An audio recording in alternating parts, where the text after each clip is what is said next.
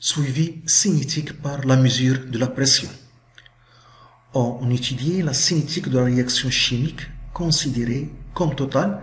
Zn solide plus 2H3O plus aqueux donne Zn de plus H2 gaz plus 2H2O liquide. À l'instant de date t égale à 0, on verse rapidement sur 0,50 g de poudre de zinc le volume V égale 75 ml de solution d'acide sulfurique de concentration égale à C égale 0,40 mol par litre. La pression mesurée à cet instant par le capteur est P0 égale 1020 hectopascal de l'air initialement présent. Au fur et à mesure de la production du gaz H2, la pression va augmenter.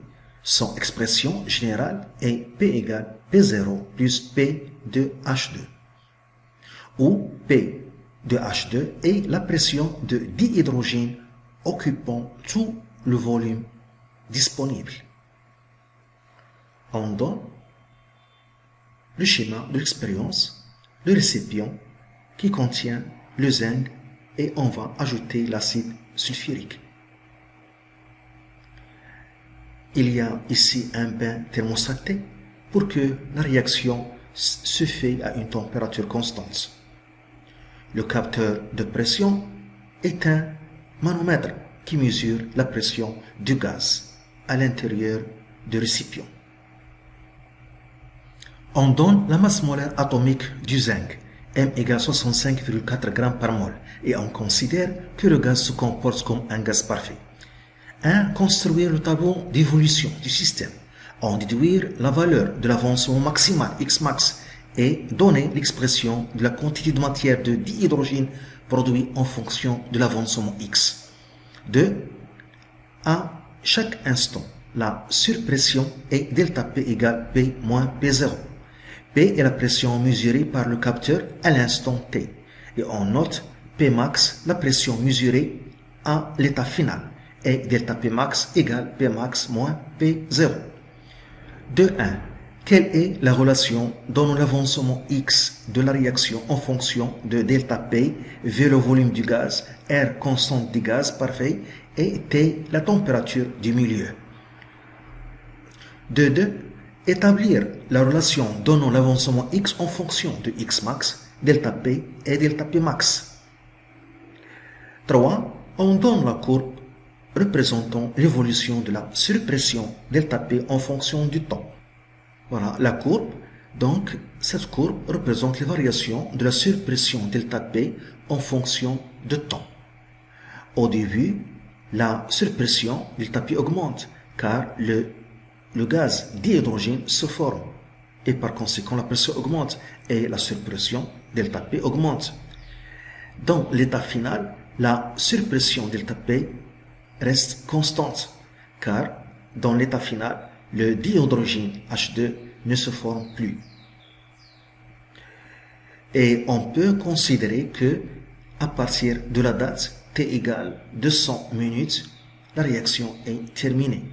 Le dihydrogène ne se forme plus. Et dans l'état final, on a la surpression delta P est constante. Ici, on a 0, et ici on a 100 minutes, et on a 10 petites divisions. Donc chaque petite division représente 100 sur 10. Donc chaque petite division représente 10 minutes sur l'axe des abscisses. Sur l'axe des ordonnées, on a ici 0 et ici 400 et on a 10 petites divisions. Donc chaque petite division représente 40. 400 sur 10, 40. Donc dans l'état final, la surpression delta P, voilà, donc il se trouve ici, donc presque égale 740 hectopascal. Chaque petite division représente 40. 40, ici 40, 80, 120 et il y a une demi-division 20. Donc c'est 740 hectopascal. À la date T égale 100 minutes, on a la surpression est égale, il se trouve ici est égal à 660 hectopascales. Il y a une petite division et la moitié d'une petite division, 40 et 20, donc 660 hectopascales. 3.1. Déterminer à la date t égale 100 minutes la valeur de l'avancement x et la composition du système.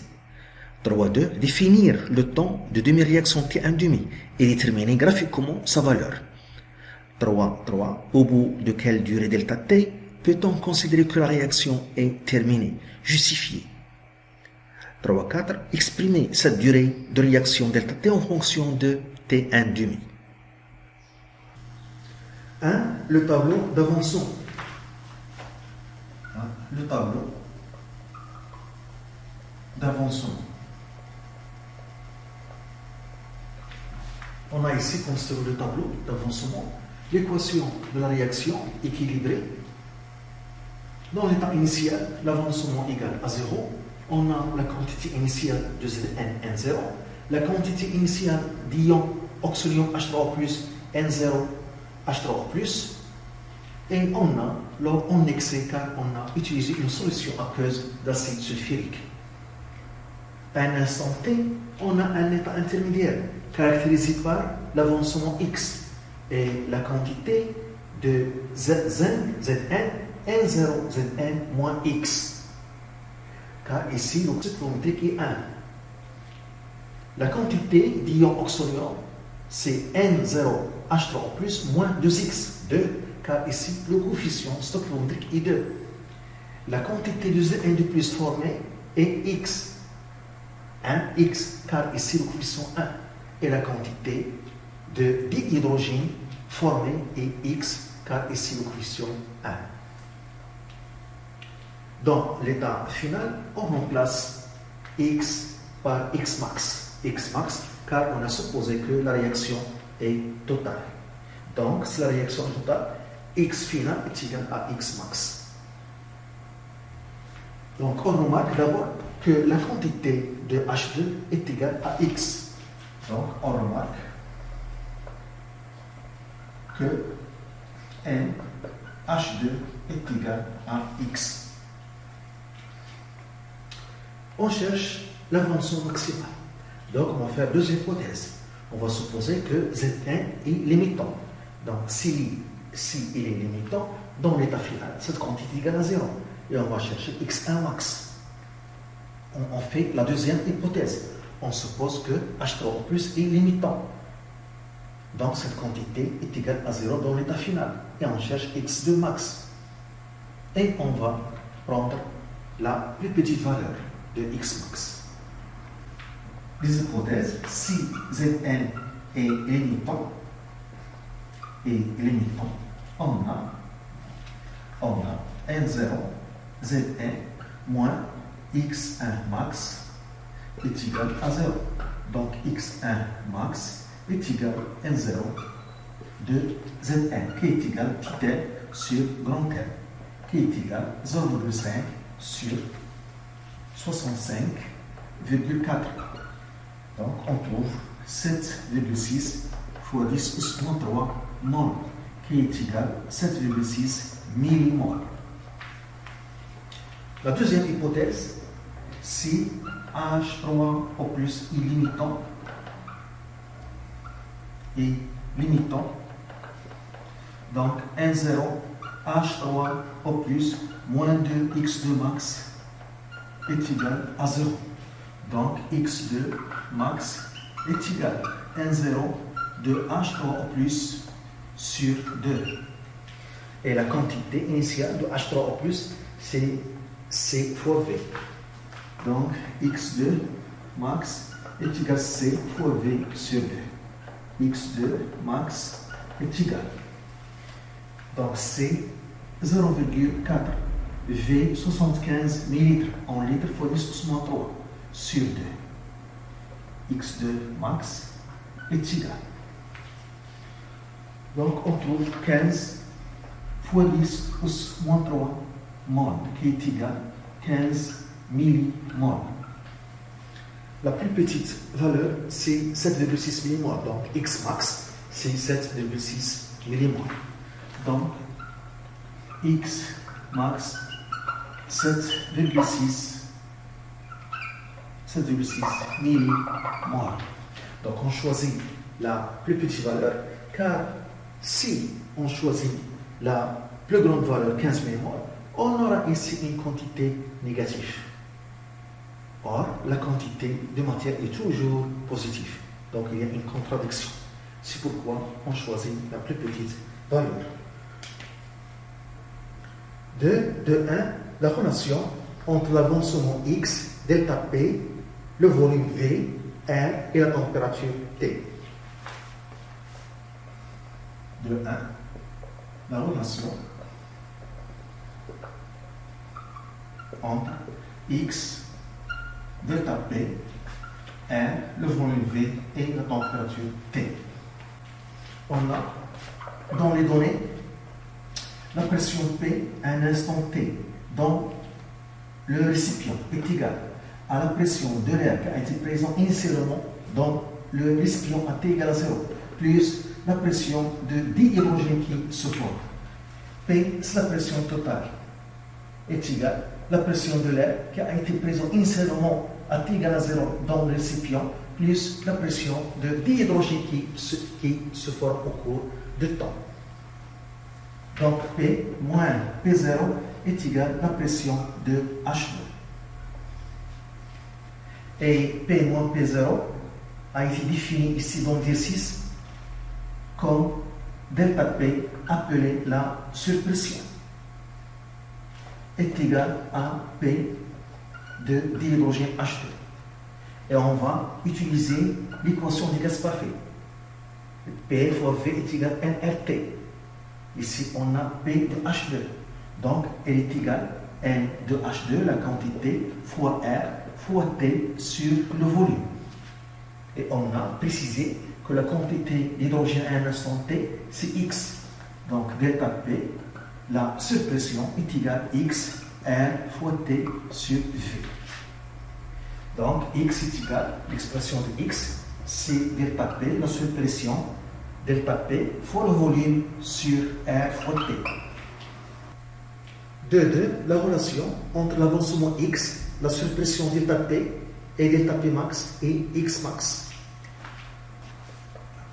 2,2, la relation entre X, delta P max et X max. On a la relation delta P est égal à X fois R fois T sur V et delta P max avec X max. V est descend constant. Donc delta P max est égal à X max fois R fois T sur V. Ce membre sur ce membre est égal à ce membre sur ce membre. Donc delta P sur delta P max est égal à X fois R fois T sur V sur X max R fois T sur V. Donc on simplifie par RT sur V. Donc delta P sur delta P max est égal à X sur X max. Donc delta P égale, donc delta P est égal à delta P max fois X sur X max. Et X est égal à X max fois delta P sur delta P max. C'est la relation demandée. Troisièmement, 3.1, la valeur de l'avancement X et la composition du système à la date t égale 100 minutes. Troisièmement, 3.1, l'avancement X et la composition du système à t égale 100 minutes. D'abord, on a delta P max. On va utiliser la dernière relation pour calculer X. Donc, on a delta P max qu'on a lu sur la courbe, donc on a trouvé 740 hectopascal, qui est égal à 740 fois 10 pouces 2 pascal. Donc 1 hectopascal, c'est 10 pouces 2 pascal. Et on a trouvé X max. On a trouvé X max qui est égal à 7,6 fois 10 pouces moins 3 mol, qui est égal à 7,6 millimol. Et à T égale 100 minutes, on a delta P est égal. On a lu delta P à T égale 100 minutes. On a trouvé 660 hectopascal. 660 hectopascal. Donc, on utilise la relation qu'on a trouvée pour la question 2. Donc, X est égal à X max fois delta P sur delta P max. Et je remplace. Donc, X est égal à 7,6. Donc, je la garde en millimol et je calcule X en millimol. Delta P, 660 sur 740. Donc, X est égal, on trouve 678 millimol. La composition du système, la composition du système, on a N de Zn à cet instant, un cellulaire, T égale 100 minutes, est égal à N0 moins X. Donc, il est égal N0 en millimol, 7,6, moins X, 678 en millimol. Donc, on trouve 0,82 millimol. Et la quantité de H3O+, à cet instant, 100 minutes, est égale, voilà, N0 qui est C fois V moins 2X. 0,4, 75, 10 pouces moins 3, moins 2, fois 678 millimol en mol 10 pouces moins 3. Donc, on trouve N de H3O+ est égal 16,44 fois 10 pouces moins 3 mol, qui est égal à 16,44 millimol. N de H2 est égal à X est égal à 6,78 millimol. N de Zn plus est égal à X est égal à 6,78 millimol. C'est la composition du système à la date T égale 100 minutes. 3,2 le temps de demi-réaction.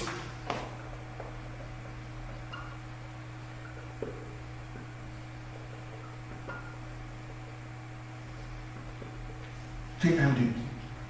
D'abord, on donne la définition. Donc, la définition. Donc, T1 demi, c'est la durée. C'est la durée au bout de laquelle l'avancement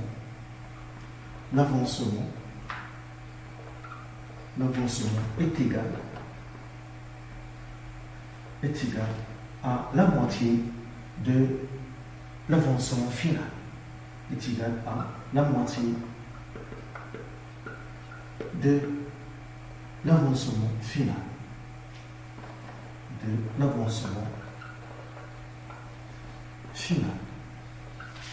Donc, x à t1 demi est égal à x final sur 2. Et puisque la réaction est totale, x final est égal à x max. Et puisque la réaction est totale, x final est égal à x max et x à t1 demi est égal X max sur 2. On peut dire aussi que le temps de demi-réaction est le temps au bout de laquelle la moitié de la quantité de réactif limitant est consommée. Donc T 1 demi et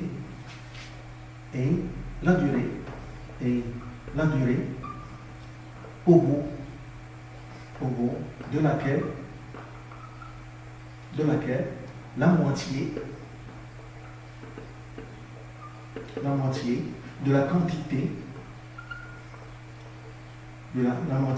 de la quantité de réactif limitant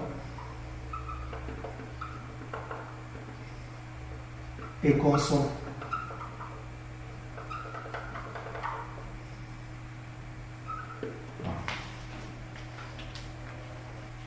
On a donné la courbe qui représente les variations de la surpression delta P en fonction du temps. Donc, je dois chercher delta P à T1 demi. Toujours, le temps d'une réaction T1 demi est déterminé à partir de la courbe. Donc, on a la relation qu'on a trouvée, delta P est égal à X fois delta P max sur X max. Donc, delta P à T1 demi est égal à X à T1 demi fois delta P max sur X max. X à T1 demi, par définition, c'est X max sur 2 fois delta P max sur X max. On simplifie par X max. On trouve delta P max sur 2 est égal. On a lu delta P max. On a trouvé 740 hectopascal. 740 hectopascal divisé par 2 est égal à 370 hectopascal. Donc, on place cette valeur sur l'axe des ordonnées et on lit l'abscisse correspondante qui était un demi. On place cette valeur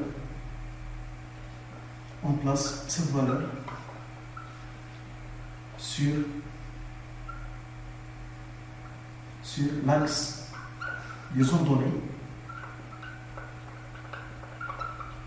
et on lit l'abscisse correspondante.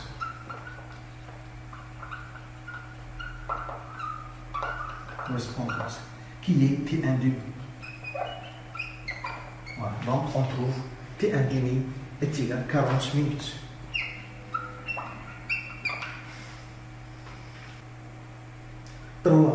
La durée de la réaction.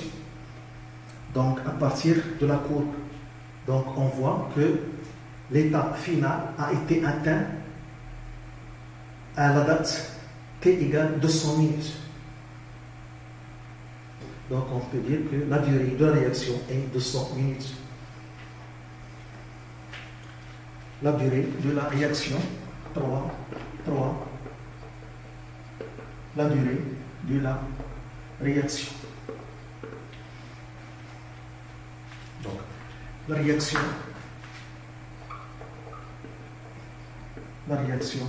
est terminée à la date T égale 200 minutes. Donc, l'état final a été atteint à la date T égale 200 minutes. Donc, on peut dire que la durée de cette réaction est 200 minutes. Car la surpression reste constante à partir de cet instant. C'est-à-dire que le dihydrogène H2 ne se forme plus. Voilà. 4.3. L'expression de la durée de la réaction en fonction de T1 demi. Expression de la durée de la durée delta t de la réaction en fonction de T1 demi, le temps de demi-réaction. Si je calcule delta T sur T1 demi, delta T, la durée de la réaction qui est égale 200 minutes, T1 demi qui est égal à 40 minutes, on trouve 5. Donc, la durée de la réaction est égale 5 fois T1 demi. Donc, on voit ici que le temps de demi-réaction T1 demi permet d'estimer la durée d'une réaction. Donc, souvent, la durée de réaction chimique, c'est entre 5 T1 demi et 10 T1 demi.